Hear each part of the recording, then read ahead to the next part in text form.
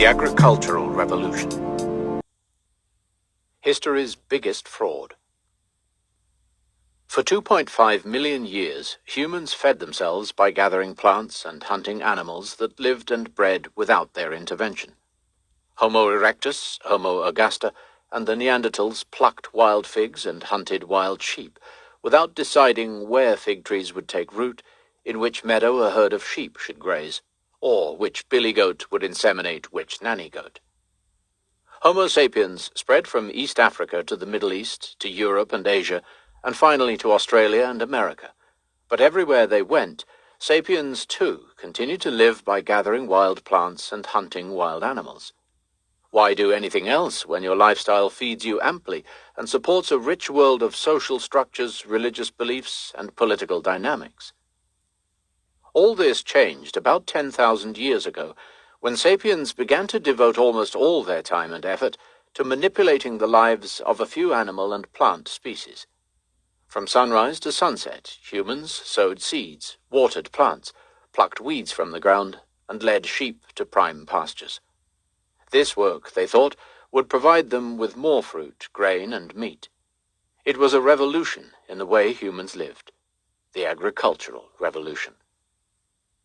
The transition to agriculture began around 9,500 to 8,500 BC in the hill country of southeastern Turkey, western Iran, and the Levant.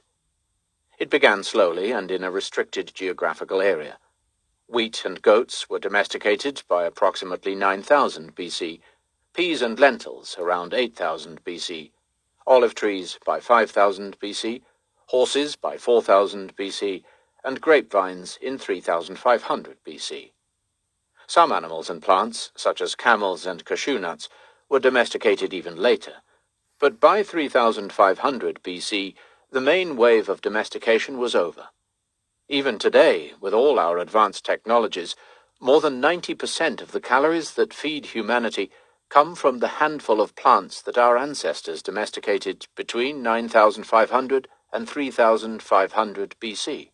Wheat, rice, maize, called corn in the US, potatoes, millet, and barley. No noteworthy plant or animal has been domesticated in the last 2,000 years. If our minds are those of hunter-gatherers, our cuisine is that of ancient farmers. From these initial focal points, agriculture spread far and wide. By the 1st century AD, the vast majority of people throughout most of the world were agriculturists. Why did agricultural revolutions erupt in the Middle East, China, and Central America, but not in Australia, Alaska, or South Africa? The reason is simple. Most species of plants and animals can't be domesticated. Sapiens could dig up delicious truffles and hunt down woolly mammoths, but domesticating either species was out of the question. The fungi were far too elusive, the giant beasts too ferocious. Of the thousands of species that our ancestors hunted and gathered, only a few were suitable candidates for farming and herding. Those few species lived in particular places, and those are the places where agricultural revolutions occurred. Scholars once proclaimed that the agricultural revolution was a great leap forward for humanity.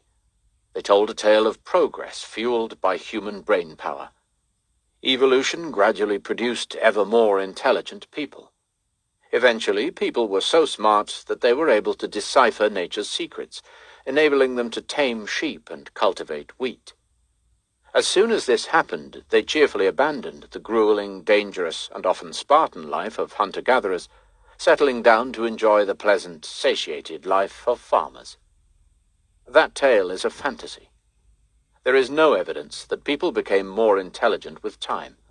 Foragers knew the secrets of nature long before the agricultural revolution, since their survival depended on an intimate knowledge of the animals they hunted and the plants they gathered. Rather than heralding a new era of easy living, the agricultural revolution left farmers with lives generally more difficult and less satisfying than those of foragers. Hunter-gatherers spent their time in more stimulating and varied ways, and were less in danger of starvation and disease. The agricultural revolution certainly enlarged the sum total of food at the disposal of humankind, But the extra food did not translate into a better diet or more leisure. Rather, it translated into population explosions and pampered elites. The average farmer worked harder than the average forager and got a worse diet in return. The agricultural revolution was history's biggest fraud. Who was responsible? Neither kings, nor priests, nor merchants. The culprits were a handful of plant species, including wheat, rice, and potatoes. These plants domesticated Homo sapiens, rather than vice versa. Think for a moment about the agricultural revolution from the viewpoint of wheat. 10,000 years ago, wheat was just a wild grass, one of many, confined to a small range in the Middle East. Suddenly, within just a few short millennia, it was growing all over the world. According to the basic evolutionary criteria of survival and reproduction, wheat has become one of the most successful plants in the history of the earth. In areas such as the Great Plains of North America, where not a single wheat stalk grew 10,000 years ago, you can today walk for hundreds upon hundreds of miles without encountering any other plant.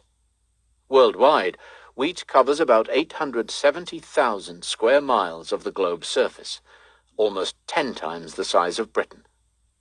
How did this grass turn from insignificant to ubiquitous? Wheat did it by manipulating Homo sapiens to its advantage. This ape had been living a fairly comfortable life, hunting and gathering, until about 10,000 years ago, but then began to invest more and more effort in cultivating wheat. Within a couple of millennia, humans in many parts of the world were doing little from dawn to dusk other than taking care of wheat plants. It wasn't easy. Wheat demanded a lot of them. Wheat didn't like rocks and pebbles, so sapiens broke their backs clearing fields. Wheat didn't like sharing its space, water and nutrients with other plants, so men and women labored long days weeding under the scorching sun.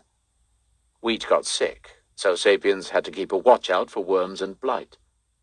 Wheat was attacked by rabbits and locust swarms, so the farmers built fences and stood guard over the fields. Wheat was thirsty, so humans dug irrigation canals or lugged heavy buckets from the well to water it. Sapiens even collected animal feces to nourish the ground in which wheat grew. The body of Homo sapiens had not evolved for such tasks. It was adapted to climbing apple trees and running after gazelles, not to clearing rocks and carrying water buckets. Human spines, knees, necks, and arches paid the price. Studies of ancient skeletons indicate that the transition to agriculture brought about a plethora of ailments, such as slipped discs, arthritis, and hernias. Moreover, the new agricultural tasks demanded so much time that people were forced to settle permanently next to their wheat fields. This completely changed their way of life. We did not domesticate wheat. It domesticated us. The word domesticate comes from the Latin domus, which means house. Who's the one living in a house? Not the wheat. It's the sapiens. How did wheat convince Homo sapiens to exchange a rather good life for a more miserable existence? What did it offer in return? It did not offer a better diet. Remember, humans are omnivorous apes who thrive on a wide variety of foods. Grains made up only a small fraction of the human diet before the agricultural revolution. A diet based on cereals is poor in minerals and vitamins, hard to digest, and really bad for your teeth and gums. Wheat did not give people economic security. The life of a peasant is less secure than that of a hunter-gatherer. Foragers relied on dozens of species to survive, and could therefore weather difficult years even without stocks of preserved food.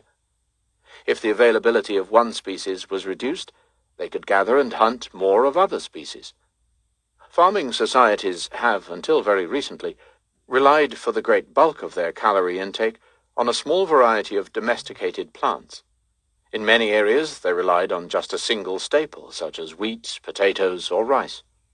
If the rains failed, or clouds of locusts arrived, or if a fungus infected that staple species, peasants died by the thousands and millions.